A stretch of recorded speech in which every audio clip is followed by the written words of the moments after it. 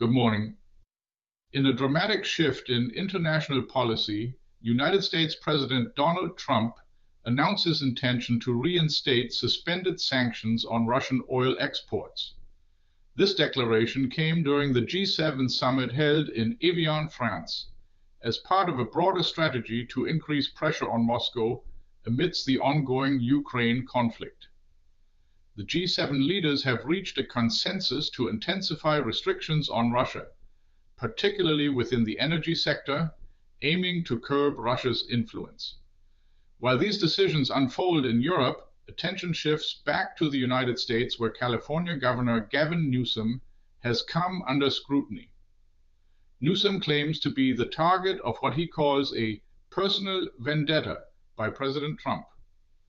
Newsom alleges that the Justice Department, under Trump's directive, has launched investigations against him in retaliation for his potential candidacy in the 2028 presidential race.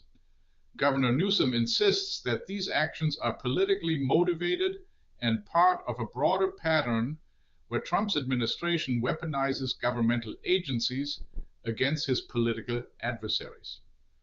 Amidst these escalating tensions, the European Parliament is currently engaged in critical deliberations over the implementation of a trading agreement with the United States.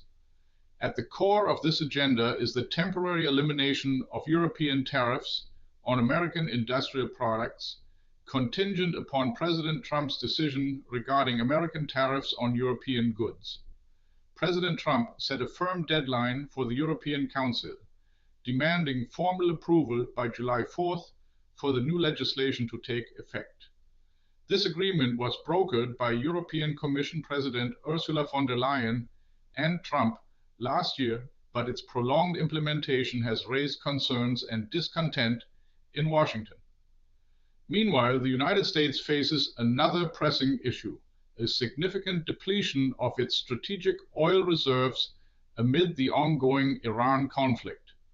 As of now, the reserves are at their lowest in decades, forcing the administration to reevaluate its strategy amidst soaring fuel prices, a crucial concern ahead of the midterm congressional elections this November.